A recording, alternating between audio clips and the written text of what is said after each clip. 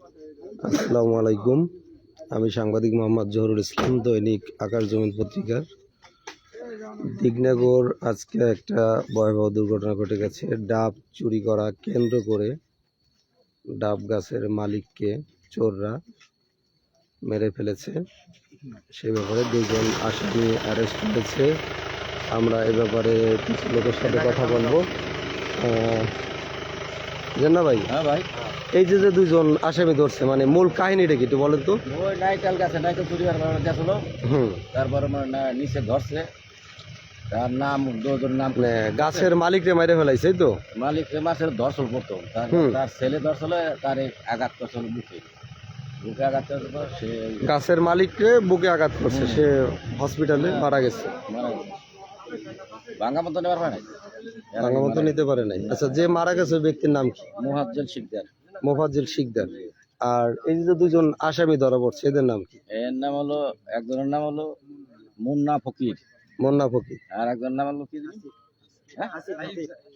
হাসিব কি? হাসিব। হাসিব ফকির। আচ্ছা, মুন্না ফকিরের বাবার নাম কি বলতে পারবে? তারা ফকির। তারা ফকির। আর হাসিবের? তার বাবার নাম করবো মানে এই জায়গার ভাইগনা। এটা হলো কার ভাইগনা? তারা ফকিরের ভাইগনা। দেখি মেম্বার সাহেবকে আসেন না, চলে গেছে।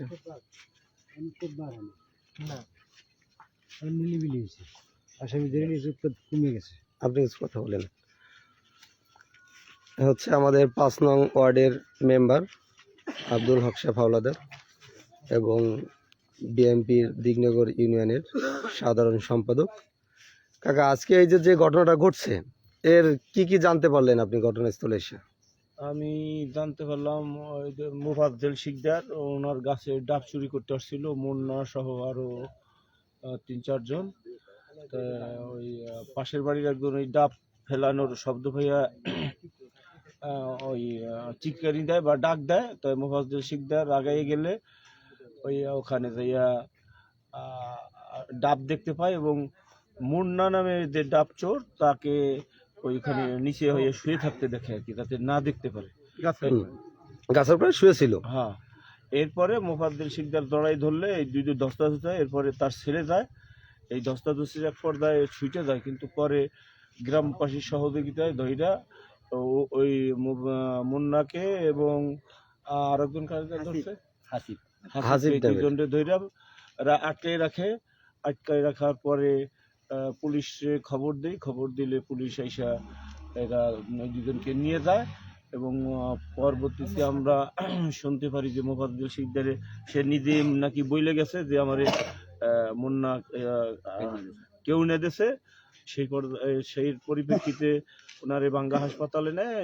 হাসপাতালে নেওয়ার পরে শুনছি যে ডাক্তার তাকে মৃত্যু বলে ঘোষণা করছে। আচ্ছা, আপনার আরো ছিল আর কি, এই দুজন ধরা পড়ছে, সাথে আরো কিছু লোক ছিল।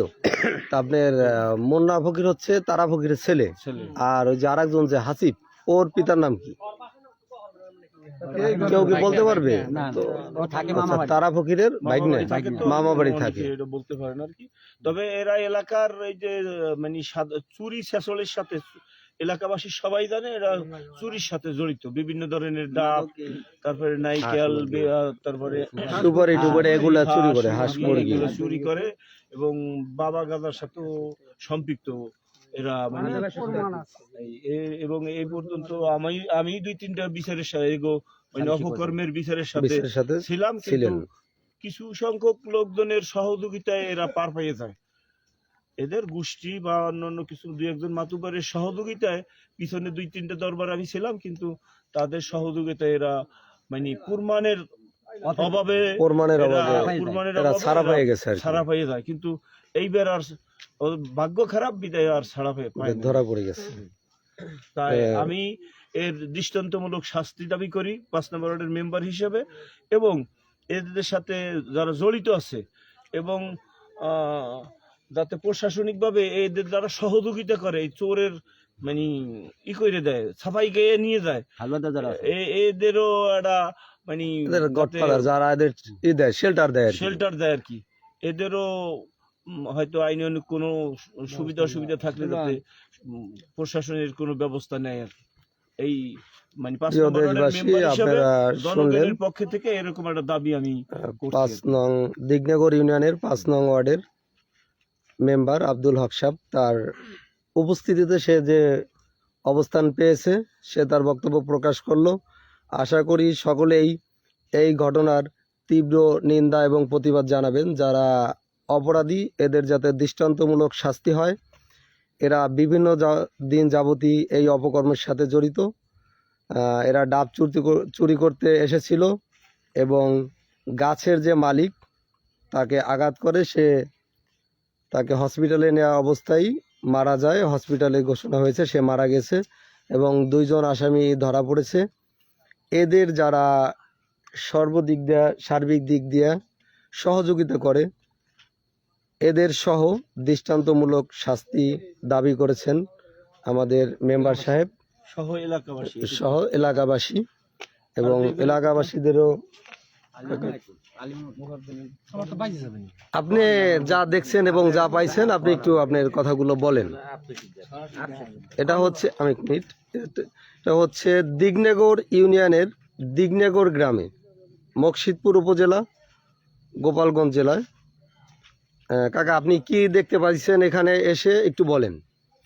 আমরা ধরো চিল্লাচিল্লি শুনলাম, শোনার পর আসলাম গাছতলায় আইসা তখন ওই যে মোবাজালের ছেলে তাদের কাছে শুনলাম, হে কইলো কি ভালো কথা, আমরা জিগেলাম ভালো কথা কি হয়েছে, বলে এই ব্যাপার কাকা আমাকে নাইকেল পর আইছিল, নাইকেল পর আসার পর ওই যে মুন্না গাছের ঝোপের ভিতরে লুকিয়ে ছিল।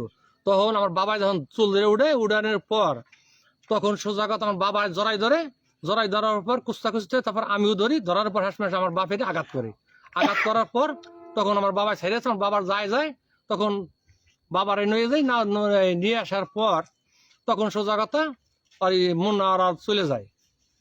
এটাই শুনলাম। তারপরে সোজা কথা আমরা গ্রামবাসী সবাই মোটামুটি এই একটু পরে আমরা যারা আসলাম আবার একটু মিনিট 10 পরে আবার একজন মোবাইল করলো, এই মোবাইল সিতে মারা গেছে।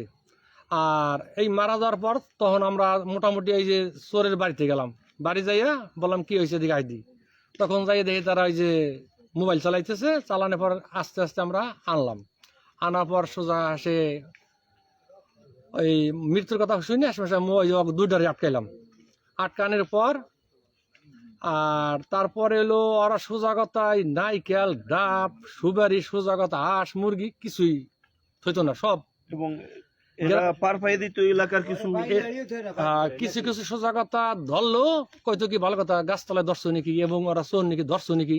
তখন আমরা বিচারে কোনো কিছু করা পারতাম না, তখন আসতে আমরা মাথাটা নত করে চলে আসতাম। তাই মোটামুটি সোজা কথা অগো কপাল খারাপ, এই জন্য মোটামুটি অগো এই যে সোজা কথা এই মোফাজ্জল শিকদার মারা গেছে।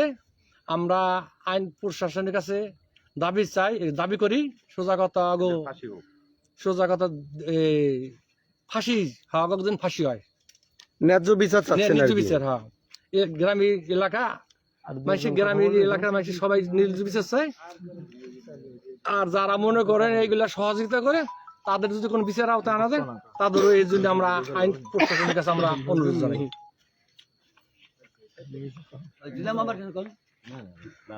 জেন্না ভাই বলেছে। প্রিয় দর্শক, আপনারা সকল ব্যাপারে অবগত হইলেন। এই 2 জন যে আসামি ধরা পড়ছে, আশা করি বাকি আসামিগুলাও খুব তাড়াতাড়ি ধরা পড়বে, আইনের আওতায় এদের ন্যায্য বিচার হবে। এবং আপনারা আগামীকালকে বিভিন্ন ধরনের পত্রিকায় প্রচারণা পাবেন, বিশেষ করে মধুমতির কণ্ঠ এবং দৈনিক আকাশ জমিন, এর সাথে আরও অনেক পত্রিকায় পাবেন। সম্পূর্ণ বিস্তারিত আপনাদেরকে পরে জানিয়ে দেওয়া হবে। এ পর্যন্ত শেষ করছি। আল্লাহ হাফেজ।